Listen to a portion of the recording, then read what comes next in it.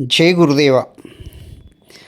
అకాల వృద్ధాప్యాన్ని తొలగించి శరీరంలోని సప్త ధాతువులను పరిపుష్టం చేసి శక్తిని పుష్టిని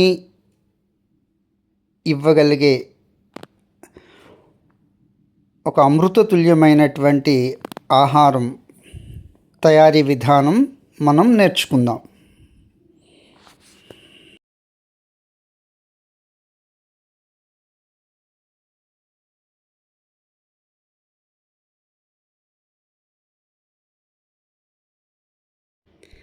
తయారీకి మన టీం సిద్ధమయ్యారు చూడండి. చక్కగా ఏరినటువంటి మొలకలు చూశారు కదా, 1 అంగుళం వరకు మొలక రావాలి. పెసలు, కొమ్ము శనగల మొలకలు ఇవి. దీంట్లో మనం క్యాబేజీ తురుము వేస్తున్నాం. చక్కగా సన్నటి ముక్కల కింద మీరు కట్ చేయాలి దాన్ని. తర్వాత ఆనపకాయ, బీరకాయలు సన్నటి ముక్కల కింద మనం కోసివేసాం. కొద్దిగా క్యారెట్ తురుము చూడండి. గోధుమ మొలకలు, చక్కటి గోధుమ మొలకలు, వేయించినటువంటి వేరుశనగ పలుకులు, జీడిపప్పు, పిస్తా పప్పు చూడండి, ఇంకా బాదం పప్పు. బాదం కట్ చేసి వేసుకోండి, బాగుంటుంది. అట్లాగే ఈ 3 రకాల గింజలు, సన్ఫ్లవర్ సీడ్స్, దోస గింజలు, గుమ్మడి గింజలు, అట్లనే చక్కగా దానిమ్మ గింజలు, కొబ్బరి తురుము, ఎన్ని పోషక పదార్థాలు చూడండి.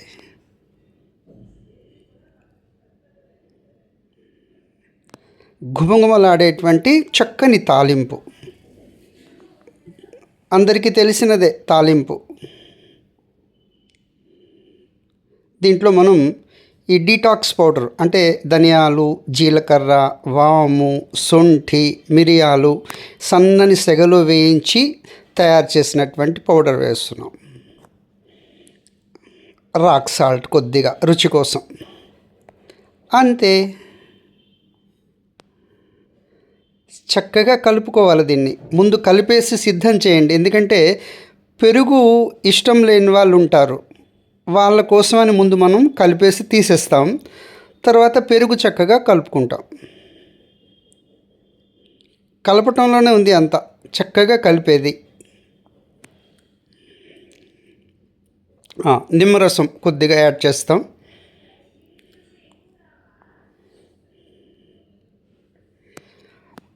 యాంటీ ఆక్సిడెంట్ పవర్ హౌస్, అనేక దీర్ఘకాలికమైనటువంటి వ్యాధులకు అద్భుతమైనటువంటి మందు ఇది. బ్లడ్ షుగర్ ఉన్నవాళ్ళు బ్రహ్మాండంగా తినొచ్చు. కాకపోతే ఈ ఆహారాన్ని మీరు బాగా నమిలి తినాలి. చూసారు కదా, ఎవరికైతే పెరుగు పడదో వాళ్ళకి తీసేసాం. తర్వాత పెరుగు కలుపుతున్నాం మనం. కమ్మటి తియ్యటి పెరుగు కలుపుకోండి, బాగుంటుంది.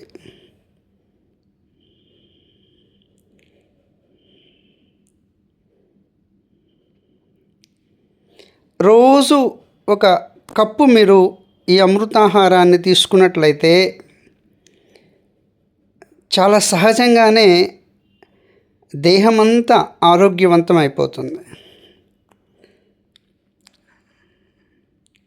జై గురుదేవ.